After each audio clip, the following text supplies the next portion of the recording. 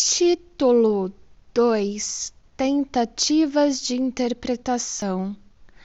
Existem dois ângulos a partir dos quais poderíamos tentar chegar a uma compreensão dessa história de um caso de paranoia e nela expor os conhecidos complexos e forças motivadoras da vida mental. Poderíamos partir das próprias declarações delirantes do paciente ou das causas ativadoras de sua moléstia.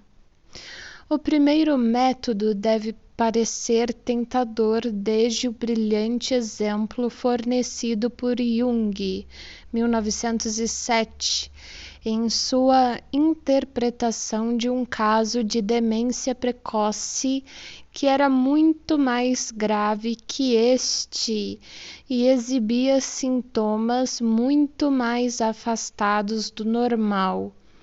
O alto nível e inteligência de nosso paciente atual também e sua comunicatividade parecem ter probabilidade de facilitar a realização de nossa tarefa dentro dessa orientação.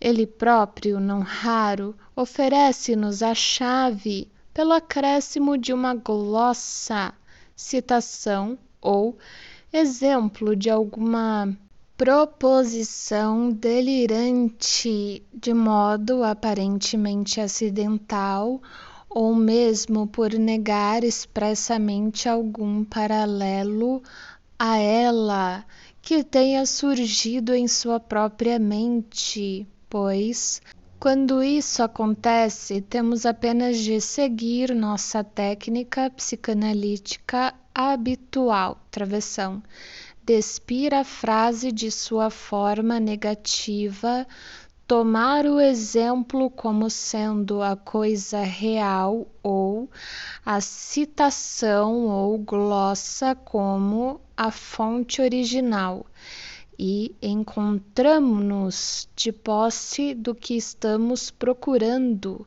a saber, uma tradução da maneira paranoica de expressão para a normal. Talvez valha a pena fornecer uma ilustração mais pormenorizada desse procedimento. Schreber se queixa do aborrecimento criado pelos chamados pássaros miraculosos ou pássaros falantes, aos quais atribui certo número de qualidades extraordinárias. É crença sua que eles sejam formados de antigas antessalas do céu, isto é, almas humanas que ingressaram em estado de beatitude e que foram impregnados com veneno de pitomaína e assolados contra ele. Foram condicionados a repetir, abre aspas, frases sem sentido que aprenderam de cor, fecha aspas, e que, abre aspas, se lhes ofereceram como jantar, fecha aspas.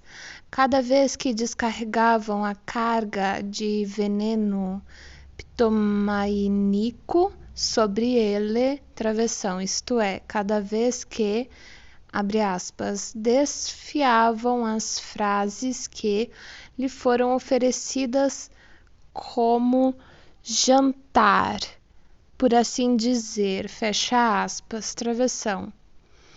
Eram até certo ponto incorporados em sua alma com as palavras, abre aspas, diacho de sujeito, fecha aspas, ou, abre aspas, o diabo leve, fecha aspas, que constituem as únicas que ainda são capazes de empregar para expressar um sentimento genuíno.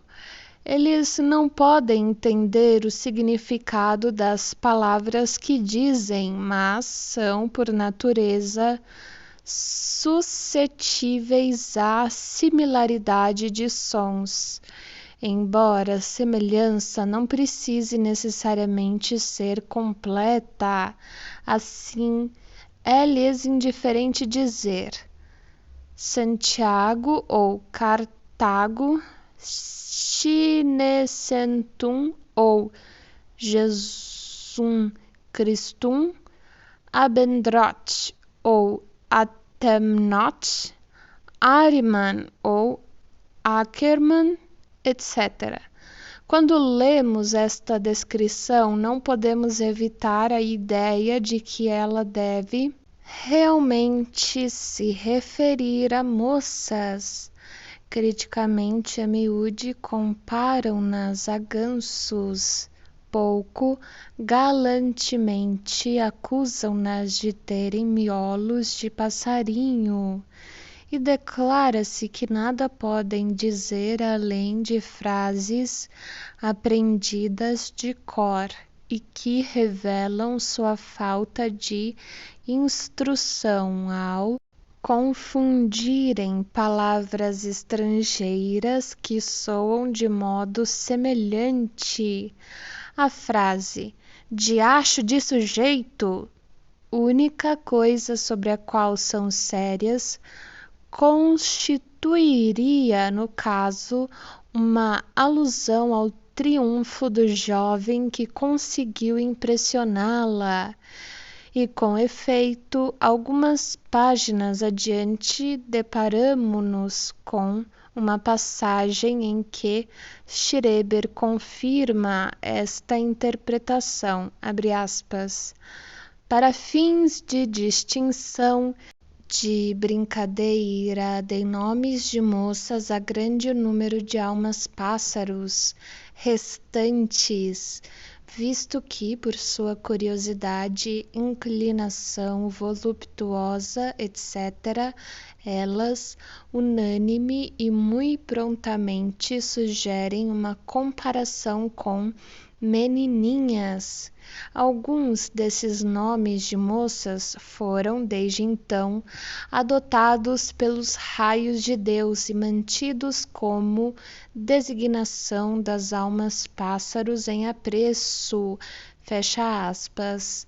Essa fácil interpretação dos pássaros miraculados fornece-nos uma sugestão que pode auxiliar-nos no sentido de compreender as enigmáticas antissalas do céu. Dou-me perfeitamente conta de que um psicanalista necessita de certa quantidade de tato e reserva sempre que, no decurso de seu trabalho, vai além dos casos típicos de interpretação e de que seus ouvintes ou leitores só o seguirão na medida em que a familiaridade deles com a técnica analítica lhes permita. Tem ele toda a razão, portanto, de guardar-se contra o risco de que uma exagerada exibição de perspicácia de sua parte possa se fazer acompanhar de uma diminuição na certeza e fidedignidade dos seus resultados. Assim, é apenas natural que determinado analista tenda demasiadamente para a cautela e outro excessivamente para a ousadia. Não será possível definir os limites precisos da interpretação justificável até que se tenham realizado muitos experimentos e que o assunto se tenha tornado mais conhecido. Trabalhando no caso de Schreber, uma política de restrição me foi forçada pela circunstância de que a oposição a que ele publicasse as Denkenwürdigkeiten foi eficaz. a ponto de afastar do nosso conhecimento considerável parte do material, travessão, a parte também que, com toda probabilidade, teria lançado a luz mais importante sobre o caso. Assim, por exemplo, o terceiro capítulo do livro inicia com esse anúncio promissor, abre aspas.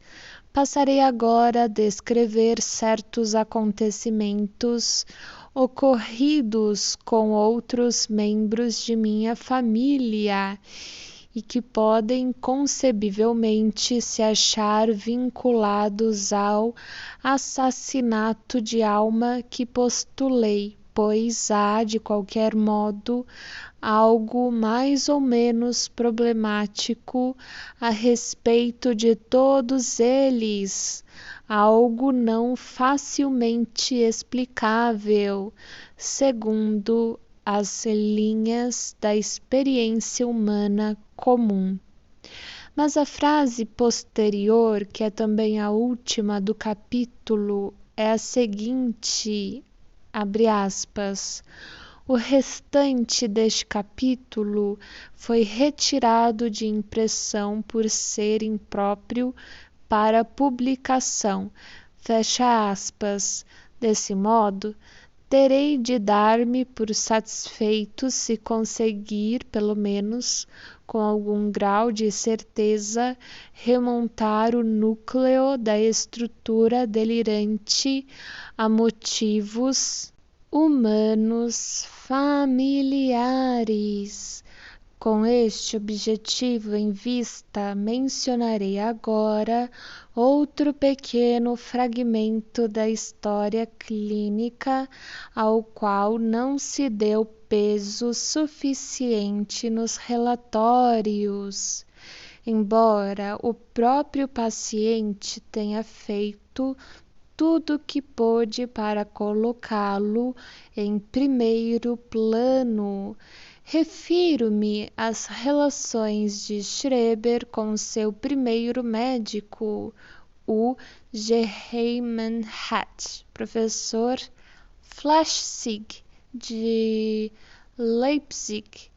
Conforme já sabemos, o caso de Schreber assumiu a princípio a forma de delírios de perseguição e só começou a perdê-la quando chegou ao ponto decisivo de sua moléstia, a ocasião de sua reconciliação. Dessa época em diante, as perseguições tornaram-se cada vez menos intoleráveis, e o propósito ignominioso que a princípio fundamentava sua ameaçada emasculação começou a ser suplantado por um propósito em consonância com a ordem das coisas.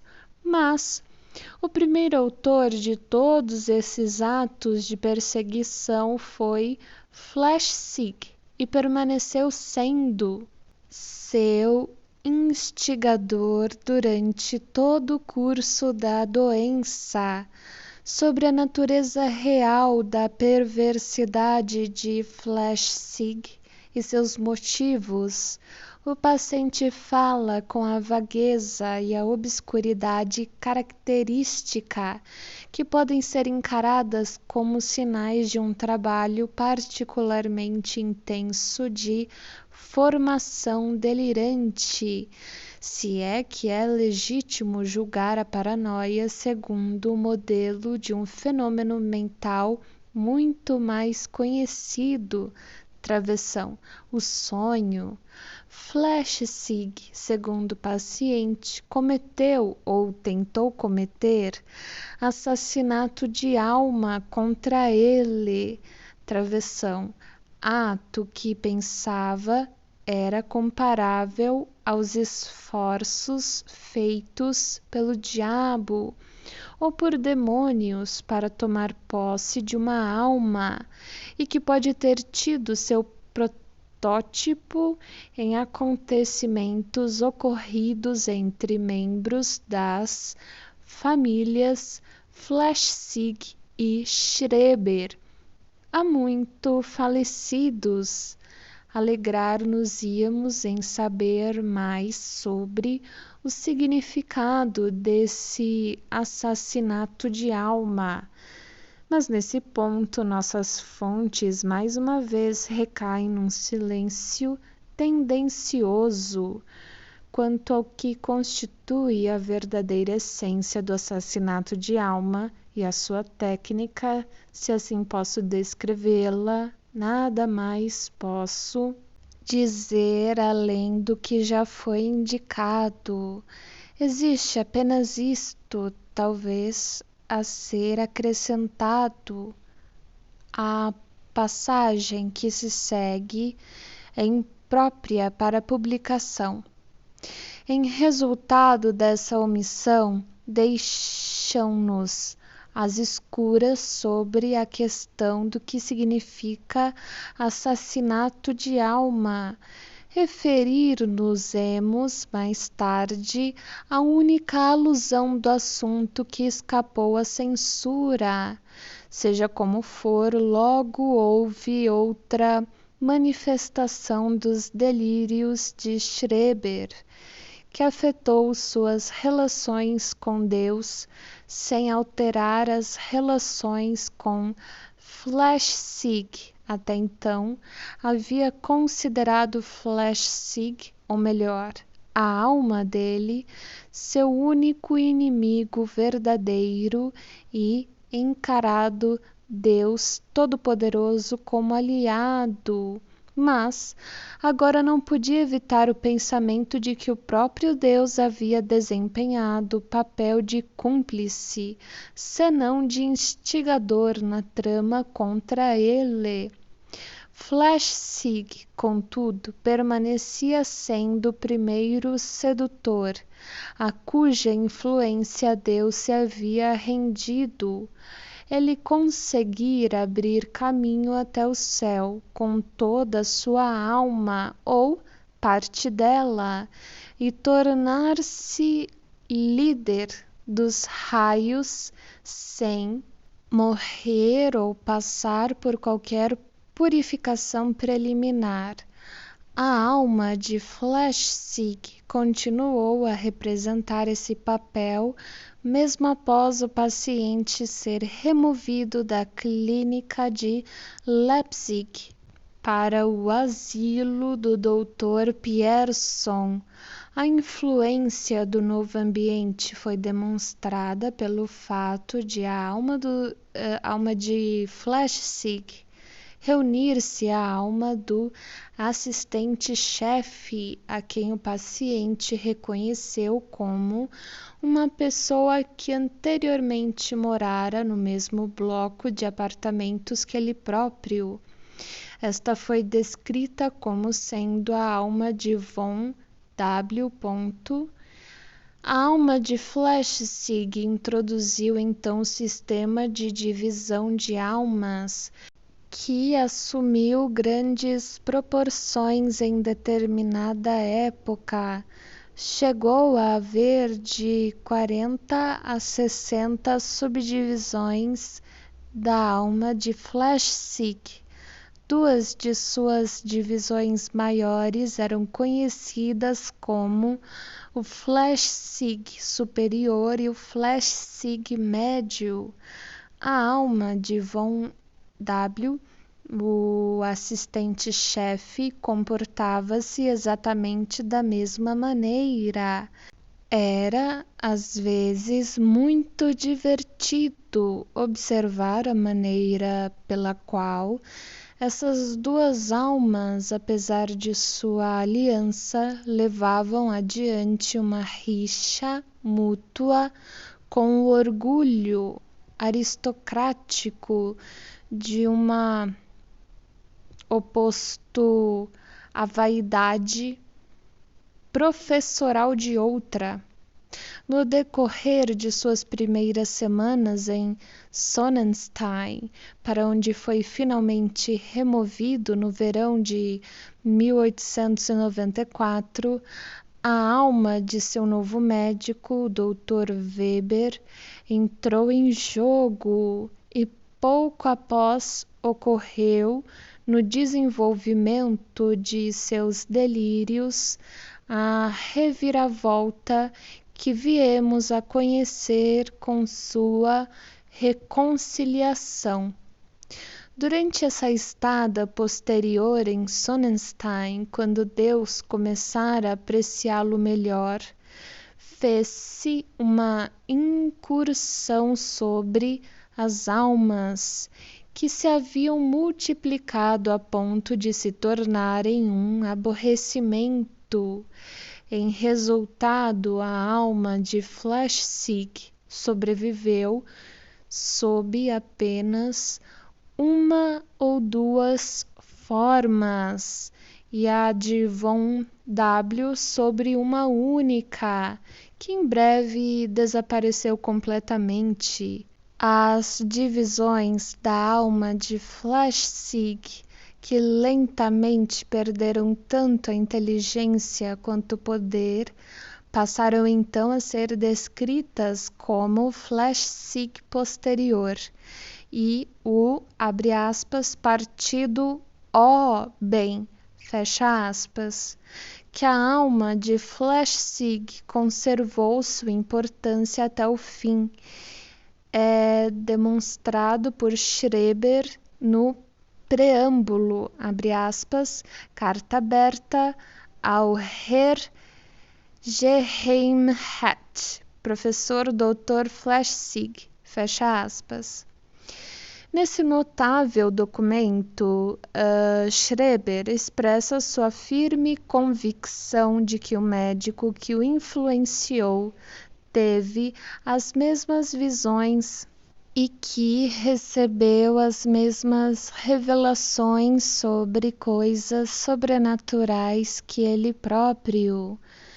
Protesta já na primeira página que o autor das Denkenwürdigkeiten não tem a mais remota intenção de atacar a honra do médico, e o mesmo argumento é séria e enfaticamente repetido nas apresentações que o paciente faz de sua posição. É evidente que se está esforçando por distinguir a alma Flechsig do homem vivo de mesmo nome, o Flechsig de seus delírios, do Flechsig real. O estudo de vários casos de delírios de perseguição levou-me, bem como a outros pesquisadores, à opinião de que a relação entre o paciente e o seu perseguidor pode ser reduzida à fórmula simples. Parece que a pessoa a quem o delírio atribui tanto poder e influência, a cujas mãos todos os fios da conspiração convergem, é, se claramente nomeada, idêntica a alguém que desempenhou papel igualmente importante na vida emocional do paciente antes de sua enfermidade ou facilmente reconhecível como substituto dela.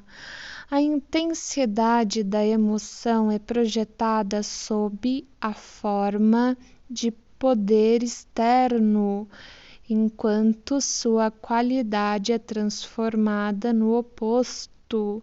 A pessoa agora odiada e temida por ser um perseguidor foi, noutra época, amada e honrada.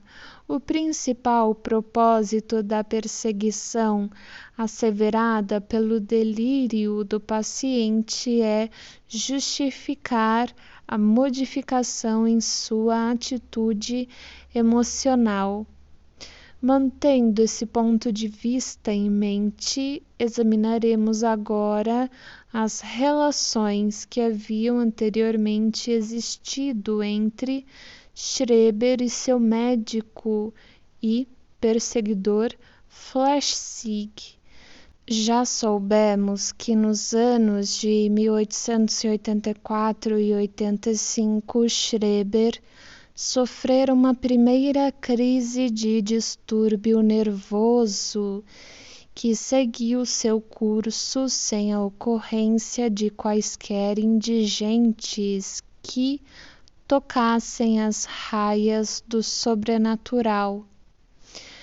Enquanto se achava nesse estado, que foi descrito como hipocondria e não parece ter ultrapassado os limites de uma neurose, Flechsig atuou como seu médico nessa ocasião. Schreber passou 6 meses na clínica da Universidade em Leipzig. Sabemos que após o restabelecimento, ele manteve sentimentos cordiais em relação ao médico. Abre aspas. O principal foi que, após período bastante longo de convalescença que passei viajando, fiquei finalmente curado e, portanto, era impossível que aquela época sentisse algo a não ser a mais viva gratidão para com o professor Flechsig. Expressei de forma acentuada esse sentimento, não só em vista pessoal, que subsequentemente lhe fiz, quanto no que considerei serem honorários apropriados. Fecha aspas. É verdade que o encômio de Schreber nas Denkenwürdigkeiten sobre esse primeiro tratamento de Flechsig não é inteiramente sem reservas, mas estas podem ser facilmente entendidas se considerarmos que sua atitude nesse meio tempo fora alterada. A passagem imediatamente seguinte, a que acabou de ser citada, dá testemunho da cordialidade original de seus sentimentos para com o médico, que o havia tratado com tanto sucesso, abre aspas. A gratidão de minha esposa foi talvez ainda mais sincera, pois reverenciava o professor Flechsig como o homem que lhe havia restituído o marido. Daí ter ela durante anos mantido o retrato dele sobre a escrivaninha, fecha aspas.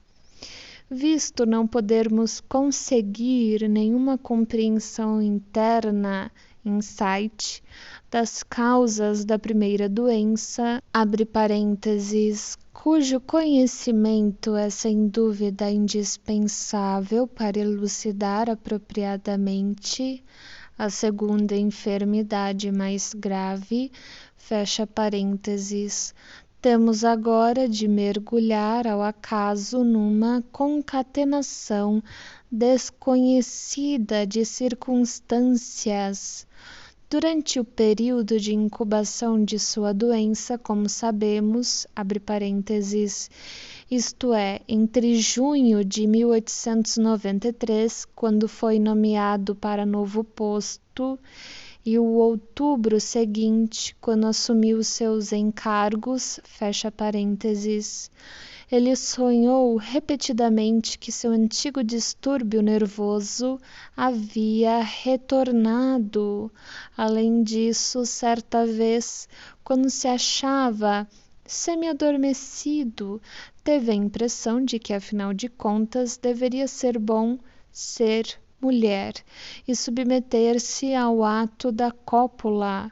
Os sonhos e a fantasia são comunicados por Schreber em sucessão imediata, e se também reunirmos o tema geral de ambos, poderemos inferir que, ao mesmo tempo em que rememorava a doença, uma recordação de seu médico foi-lhe despertada na mente, e que a atitude feminina que assumiu na fantasia foi, desde o início, dirigida para o médico, ou pode ser que o fato de que o sonho de sua enfermidade haver retornado simplesmente expressasse algum anseio, tal como, abre aspas, quisera poder ver Flechsig novamente, fecha aspas.